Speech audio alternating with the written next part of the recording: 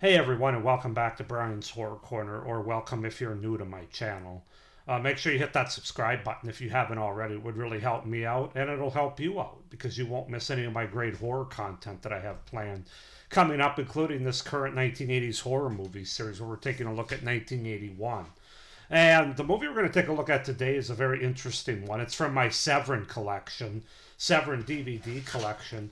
It's a movie I didn't know anything about.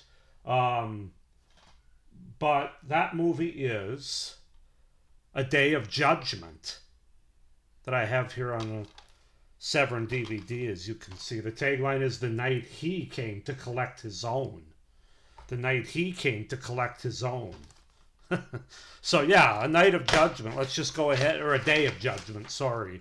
Let's just go ahead and get into it. So, A Day of Judgment is a 1981 American slasher film directed by Charles Reynolds and produced by Earl Owensby. Its plot follows the residents of a southern town in the 1920s that is visited by a grim reaper-like figure who begins a violent killing spree. So in a small southern town in the 1920s, the residents have slowly begun to break away from religious life, leaving the Reverend Cage's weekly sermons attended only by three devout elderly women. The Reverend Cage has chosen to leave the local church and visits the local bank to negotiate a loan he has taken out. But he finds himself a victim of usury, which is basically the benefit to the bank or who's making the loan. USURY. I think it's usury.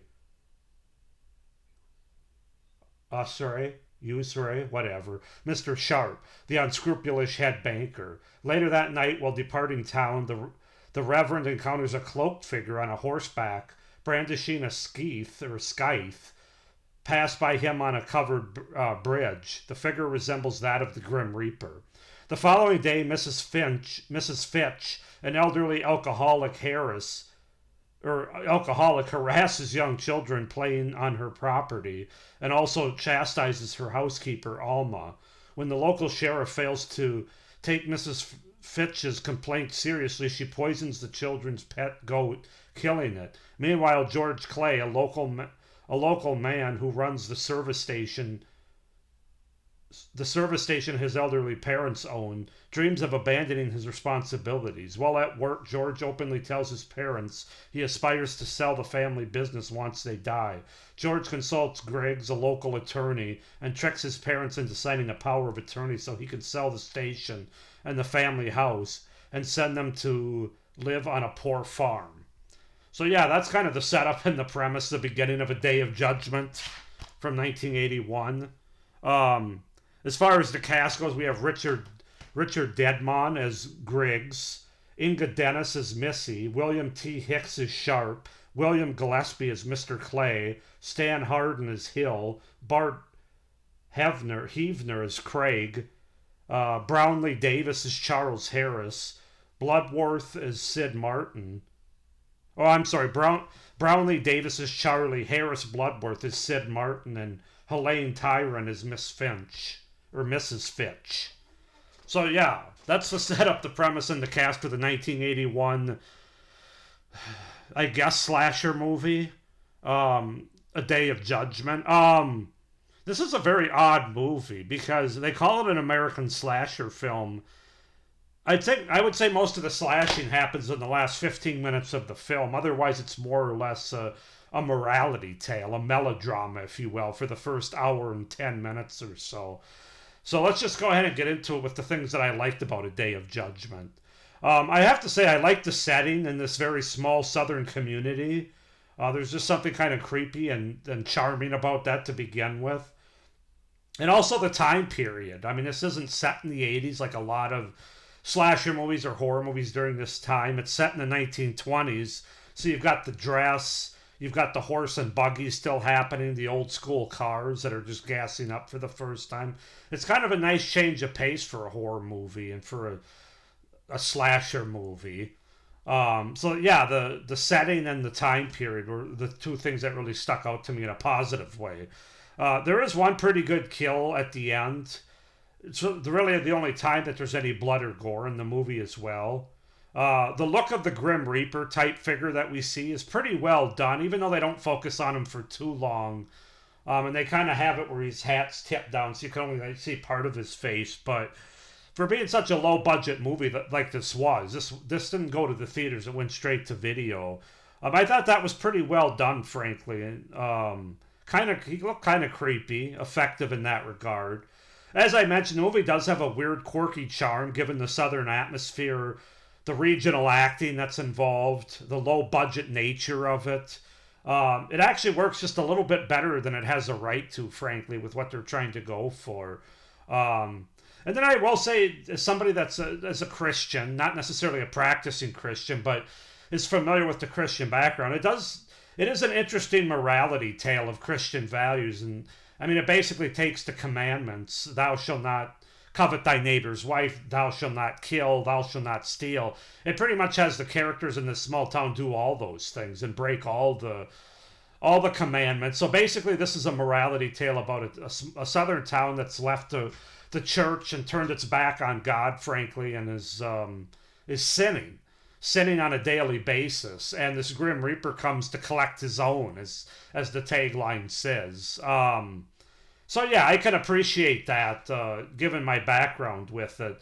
And it's funny that this review happens to fall on Good Friday, 2 days before Easter. I certainly didn't plan it this way because I didn't know anything about this movie, but it is kind of ironic that such a religious movie is happening during Easter weekend, basically. So just wanted to mention that. As far as cons go for this movie, it is a very slow burn first hour of the movie, much more of a melodrama, frankly, like I said, morality tale. Kind of reminds me of A Christmas Carol to a certain extent. In fact, this whole movie you could say I'm not going to say it's a ripoff of A Christmas Carol, because that's a bit different, but it does have a lot of those kind of vibes. Like The Christmas Carol isn't a horror movie, but it does have some like creepy and disturbing images and parts to it, much like this movie does. But it is much more of a melodrama, it feels like, and a bit of not a character. They spend a lot of time setting up characters in this town and getting you to know how bad they are, how sinful they are. But it's more of that than a horror slasher for like 80% of the movie. And to be honest with you, I almost dozed off a few times because there's just so much talking in this movie with characters doing their normal daily things and they're sinning. It's just not. There's not a lot of action in the first hour of the movie. So this isn't a movie you want to go into if you're lacking sleep. I did almost doze off. I didn't completely, but yeah, just be aware of that. I guess I'm pointing it out more of the fact because it's described as an American slasher film. So I don't want you to think this is The Burning or Friday the 13th or The Prowler or something like that. That's really slasher all the way through. It's really not in that regard. So just kind of know that going in. It is a very low budget movie with regional type actors and acting, as I mentioned before. So if you find some of the acting to be off or weird or quirky, that's why, because this was made in a studio, and I forget what the studio. I don't know if it's on here or not. Let's see. Yeah, I saw it when it popped up on the screen, but I don't think it's on here. But for that time, it was a very like southern, I think it was out of Kentucky or Tennessee. I think it was Tennessee, a very regional studio. And you could tell it looked like they took very regional actors, like stage theater actors from that area. Some of them are better than others, but there's like the one character of, let's see, where did I...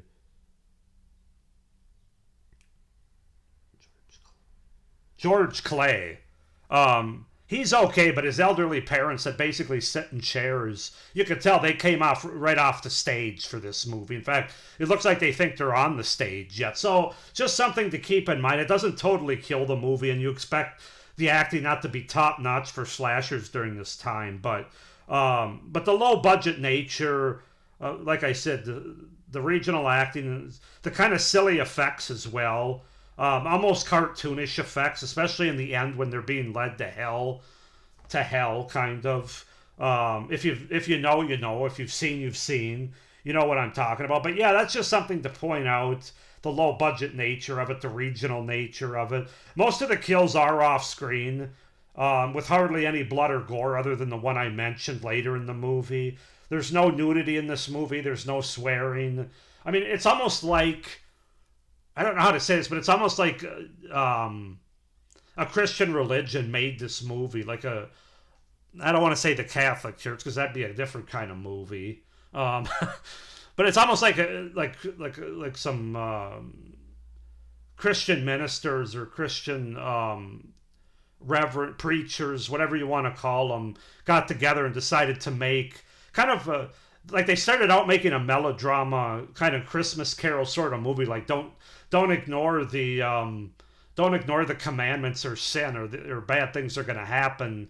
And then a studio or somebody got a hold of them and said, well, there's a lot of slashers going on during this time. Let's make it a little bit of a commercial piece and add some slasher elements at the end of the movie. I don't know. It's kind of weird in tone like that. But yeah, this is ultimately a religious horror movie, not like The Omen or The Exorcist or anything like that. It's more of an actual religious sort of horror movie that's made by actual religious Christian people. And then they were forced to put in some slashing elements at the end. That's the vibe I kind of got out of it anyway. With not having any swearing, any nudity, which isn't a huge deal, and very little blood and gore, and only one on-screen kill, which they were probably forced to add. And then my final con is the pacing's really off in this movie because of that. It feels like there were a few too many cooks in the kitchen here. It's not well structured or put together in terms of scene to scene, act to act. I think it could have been better in that regard as far as the directing goes and just the structure of the movie. There's some scenes that are longer than they need to be, longer than others, and it just kind of throws the whole pacing if you watch the movie from the beginning to the end. But I will say the movie does start as it's finished. It's got a nice sort of full circle where it starts in a church with only 3 people and then it ends with a church but a lot more than 3 people because of what happens in this small town. It does have a twist as well, which normally I'm not crazy about the kind of twist it has. I'm not going to give it away. But I don't know, for this movie it didn't bother me as much because it's just such a weird movie to begin with. And quite frankly, I look at this movie more of like a Christmas Carol, and this is the Ghost of Christmas Future right here. That's kind of, if you know, you know. But that's what I'll leave you with. The Ghost of Christmas Future, a Christmas Carol morality tale-like movie called The Day of Judgment from 1981. I'm just saying all that so that you don't go into this if you watch it thinking that this is an all-out 1981 slasher movie like a lot of the other movies during this time. It's really not. It does have some slashing elements in it, but much more of a morality tale. So 6.5 out of 10 I'm going to give A Day of Judgment. I do kind of like the cover with the Grim Reaper here in the black silhouette, but I'll show you the back a little. There isn't too much happening there, but yeah, 6.5 out of 10 for A Day of Judgment from 1981. Go ahead and comment down below if you guys have seen this movie, what you think of it. Do you like it? Why not? Please like this video, hit the little notification bell, and subscribe to my channel, as I said earlier, if you haven't already, so you don't miss any of my upcoming 1981 horror movie or any of my other great horror content that I have coming out beyond that. So with that being said, I hope, as we're sitting here on Good Friday, and I happen to review this movie of all of them, but anyway, with that being said, I hope everybody's doing well. Thanks for watching, and as always, stay scared. Bye.